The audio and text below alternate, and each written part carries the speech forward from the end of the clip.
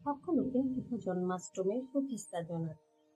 Hello', মই অংকিতা আৰু এইটো মোৰ প্ৰথম মিনি ব্লগ। এইটো কাৰণে এটি শুভ দিনেৰে আৰম্ভ কৰিম।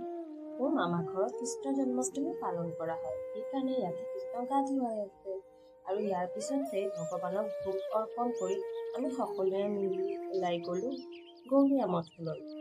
চাই কিনে ইমান ধুনীয়াকে গৌৰীয়া মঠৰ গেটটো সজাইছে আৰু ভিতৰতো বহুত ধুনীয়াকে সজাইছে দেই। ইয়াৰ পিছতে ঠিক ৰাতি 12টাত আৰম্ভ হ'ল কৃষ্ণক স্নান কৰোৱা পৰ্ব। আপোনালোকে চাইছেনে কৃষ্ণক ইমান ধুনীয়াকে দৈ, ঘিউ, আৰু কত কি বস্তুৰে ইমান ধুনীয়াকে গা ধুৱাইছে। ইমান মনোৰম আছিল দৃশ্যটো, মনটো বৰ ভাল লাগিল। ইয়াৰ পিছতে সকলো ভক্তই মিলি বৰ আনন্দ কৰিল। ময়ো